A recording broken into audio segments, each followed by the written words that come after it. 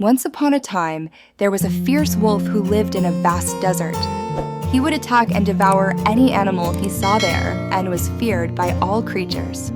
One day, no matter how much he searched the mountains and plains, he could not find any prey. He grew terribly hungry and thought to himself, maybe I should go to the village and catch a chicken or a rooster. But since dogs were enemies of wolves, he was afraid to approach the village.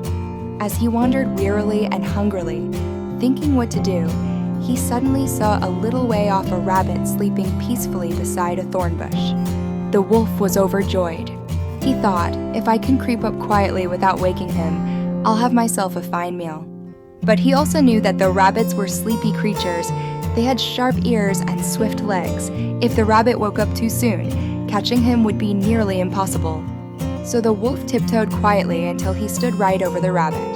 Then he said mockingly, "Hey, how long are you going to sleep? Don't you know that sleeping never got anyone anywhere? How are you, Mr. Rabbit? Haven't seen you ask about me lately." The poor rabbit woke up in terror and realized that he was trapped. Running was hopeless, and begging would not soften the wolf's heart. So he calmed himself, hid his fear, and replied politely, "At your service, sir. I always pray for your health and happiness. After all, you are the mighty ruler of this desert." The wolf interrupted harshly. "Enough of your flattery, you miserable creature.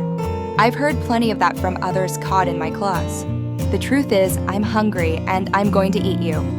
The rabbit quickly realized that compliments would not save him. He thought for a moment and decided to use a clever trick.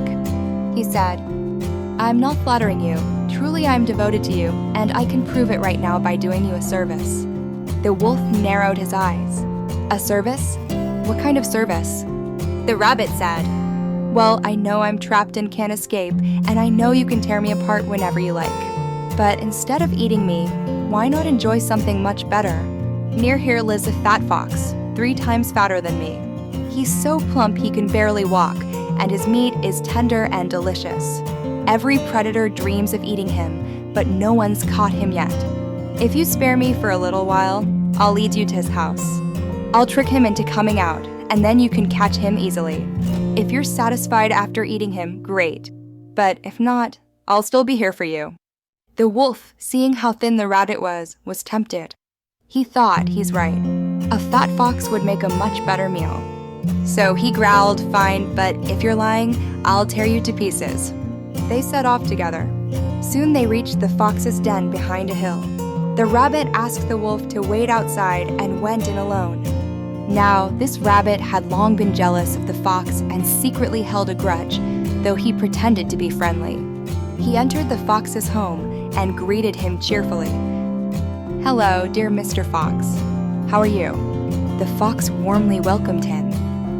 "My, what a pleasant surprise. It's been so long. Please come in. My dear friend, I've missed you greatly. Today I'm honored to bring a very distinguished guest, a wise and learned gentleman who has long admired your intelligence and talent. He wishes to meet you and speak with you. He's waiting outside. Would you kindly come out and greet him?" The fox, being clever and suspicious by nature, immediately sensed something odd. He thought, why so much flattery just for an introduction? Something's fishy. He smiled politely and said, Of course. Oh, wait. I just remembered I left my milk pudding on the fire. Please excuse me a moment." He quickly ran behind a curtain and peeked out the window, and there he saw the wolf waiting at the door. At that very moment, the rabbit outside was congratulating himself. How perfect! I'll save myself, get rid of that smug fox, and maybe even have some pudding afterward. But the fox, seeing the wolf, instantly understood the whole trick. So that's your plan, Mr. Rabbit. But now you'll taste your own trap." He smiled and returned to the rabbit, pretending nothing was wrong. "I'm so sorry to keep you waiting, my friend," he said kindly. "I'll be delighted to meet your guest. Just give me a few minutes to tidy up the house and prepare a nice treat for you both. Please wait outside with him for a moment."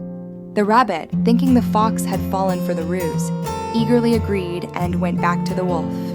Meanwhile, the crafty fox quickly set up his own plan.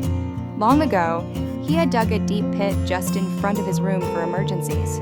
He now covered it with thin sticks and laid a colorful rug over it so it looked perfectly safe.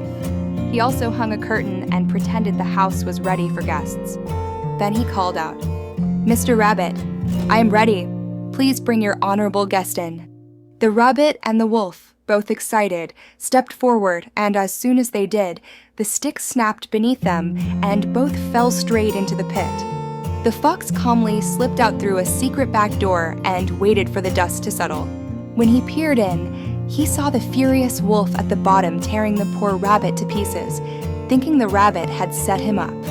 After killing the rabbit, the wolf shouted, "Hey, Mr. Fox, bring me a rope. I've punished that deceitful rabbit, now help me out." The fox burst out laughing. "Yes," he said, "the rabbit got what he deserved for betraying his friend and trying to trick another. But you foolish wolf are no better. You believed a weak little rabbit and entered someone's house to harm them. You deserve the same fate." Then the fox rolled a huge stone into the pit, crushing the wolf, and thus freed the desert animals from his cruelty forever. Moral of the story: those who betray their friends and those who trust traitors both meet the same end. Cunning without wisdom leads only to destruction.